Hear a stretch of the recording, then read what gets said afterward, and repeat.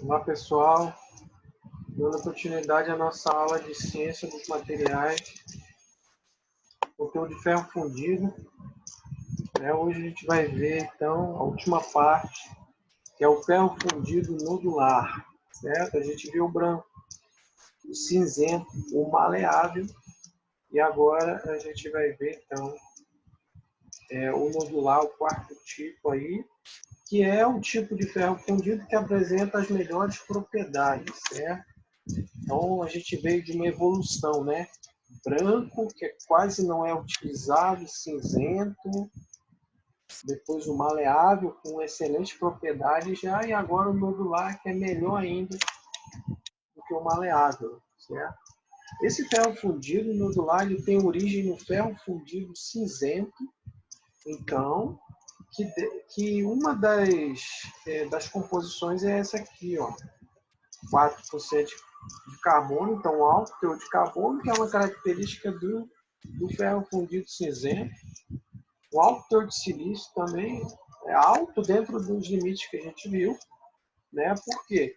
Porque o ferro fundido nodular vai ser formado principalmente em função da grafitização, certo? Então, por isso, um alto teor de silício. E ele é como se fosse um aço liga, é composto de vários elementos de liga aí, o que torna esse ferro fundido realmente com propriedades superiores aí, certo? Então, um ferro fundido que apresenta excelente resistência mecânica, tenacidade e ductilidade. Esse, principalmente, vai apresentar limite de escoamento maior e tenacidade, ductilidade melhor do que os demais em relação ao alongamento, que a gente vai ver que ele vai apresentar um alongamento maior, uma capacidade maior de alongamento. Certo? Então, passando aqui, como é que é o processo? Então, ele passa, o ferro fundido cinzento passa por um tratamento, né? É um processo chamado nodulização. Esse processo nada mais é que a adição de um metal que causa uma reação, né, no ferro fundido cinzento quando ele está em estado líquido, certo? Essa reação, que é tipo uma fervura, ela inibe a grafitização no estado líquido, tá? E aí a grafitização vai ocorrer somente no estado sólido após a reação. O principal elemento químico adicionado normalmente é o magnésio. Tá? No ferro fundido cinzento é adicionado então, o magnésio, e aí dá essa reação, que é uma reação que visivelmente é tipo uma fervura, e ela inibe o processo de grafitização, que é a decomposição da cementita. Na verdade, ela inibe somente no estado líquido, ela retarda, digamos assim, quando ele solidifica, então, inicia esse processo de grafitização, já que o nodular também é formado pela grafitização aí,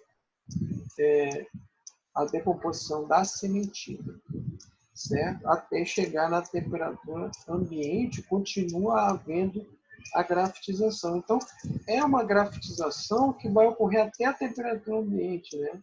Então, ela é retardada no primeiro momento, mas depois ela é prolongada, tem um tempo maior de grafitização, na verdade, que vai ocorrer considerando o ferro fundido maleável. Essa normalização vai ocorrer por mais tempo, é um processo até mais eficiente do que os processos relacionados à maleabilização, que são dois aqueles que nós vimos, né? Que é a por descarbonatação ou a grafitização mesmo, chamada propriamente na maleabilização, certo? Que são dois tipos lá. Ok? Então, é dessa forma que o processo acontece, tá? Desde seu início até seu fim. O resultado que nós temos é uma estrutura final de grafita esferoidal numa matriz perlítica. Então é interessante a gente entender aí a diferença, por exemplo, do ferro fundido maleável. No ferro fundido maleável nós temos a grafita e só que numa matriz de ferrita. Então essa é a grande diferença aí do ferro fundido maleável para o ferro fundido nodular em termos de estrutura. Tá? A gente tem a mesma grafita numa matriz de ferrita. Esse é o maleável. No nodular nós temos a grafita numa matriz de perlita. A perlita nós sabemos que é uma estrutura de melhores propriedades quando nós vimos os aços, né? Nós falamos perlita, cementita. Ela é um intermediário entre a ferrita, que é muito mole, e a cementita, que é muito dura. Então ela tem um equilíbrio. E ela é formada, sim, por ferrita e cementita, né? Nós vimos isso aí também. Ela é homogeneizada ali, a ferrita e a cementita. Essas duas estruturas. Então, só por analisar essa estrutura, conhecendo a ferrita, né, nós já percebemos que ter uma grafita numa matriz de perlita é melhor do que ter uma grafita numa matriz de perlita. Certo? Vai conferir a esse material maior resistência mecânica do que o maleável. O maleável, pelo próprio nome maleável, ele é mais dúctil, né? Ele é mais mole do que o nodular. O nodular tem maior resistência mecânica, vai absorver maior energia na deformação também, o que torna ele um material com maior limite de escoamento, que é uma das propriedades que nós vimos mecânicas, das principais para projetos mecânicos. O limite de escoamento desse material, né? Que é onde começa a zona plástica dele. Então o nodular vai ser maior, né? E confere ele uma boa utilização, boa aplicação. Os tratamentos térmicos, todos que são do aço, também são aplicados no ferro fundido nodular. Recozimento para alívio de tensões, né? Para rearranjo de estrutura, normalização também, para eliminação de defeitos. A gente já viu, já conhece esses tratamentos térmicos, recozimento e normalização. Em pré-revelimento também são possíveis de serem aplicados para aumentar a resistência mecânica, como nos aços. Observe que a estrutura ferrita, perlita, cementita é a mesma do aço, né? Então, o que diferencia o ferro fundido nodular de um aço? De um aço eutectóide, aquele que tem 0,77% de carbono, que é perlita praticamente pura, né? É a presença da grafita esferoidal, certo? Então essa é a diferença. E a grafita vai surgir da decomposição da cementita, né? Isso aí a gente já viu, a mesma coisa. Okay? Então pode ser tratado termicamente, ter pré-revelimento para melhorar a resistência de gás, resistência mecânica, certo? Pode ter os mesmos elementos de liga que os aços têm, né? A gente viu lá aqui no início, então, ó, a composição química de um aço liga, né? Não é de um aço carbono comum, ó. Nós temos níquel, nós temos cobre, nós temos cromo, molibdênio. Então, isso é a composição de um aço liga, exceto pela presença de silício em elevado teor e de carbono em elevado teor, que torna isso um ferro fundido, certo? E após a aplicação desse processo de fervura e de inibição da grafitização, ele torna-se um ferro fundido nodular, então, e é uma matriz de perlita com grafita esferoidal. Certo?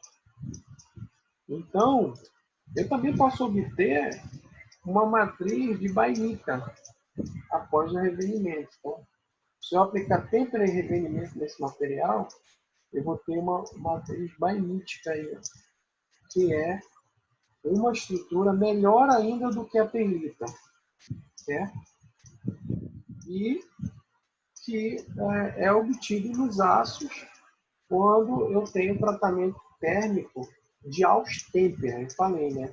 A estrutura bainita é obtida em ácidos liga, somente ácidos liga, ácido de carbono comum não forma essa estrutura, e após o ácido ser tratado termicamente na austêmpera, que é similar a uma temperatura de revenimento. A temperatura baixa rapidamente, mantém na faixa da bainita e depois respira. Né? A gente viu essas curvas aí. Ok? Ferro fundido nodular, então ele é especificado por FE, né? Limites de escoamento maiores do que os demais, nós vimos anteriormente. Também alongamento maior, né, do cérebro, 17%, é maior do que os maleáveis. Dureza e a matriz predominante. Né?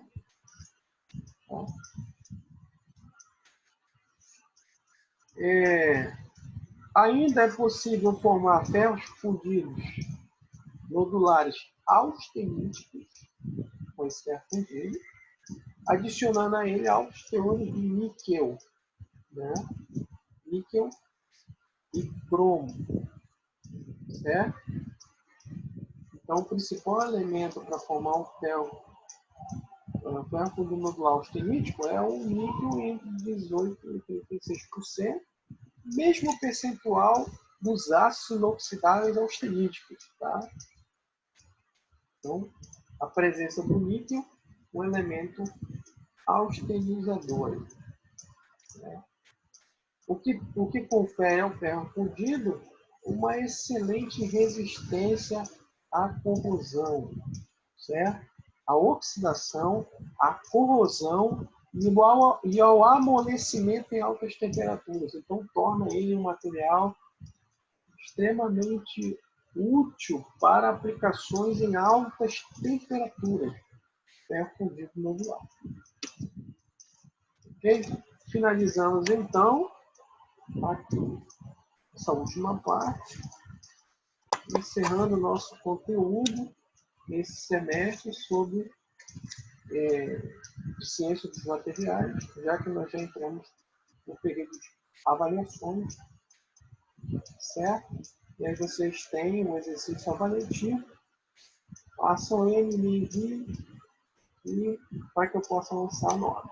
E até o nosso próximo encontro.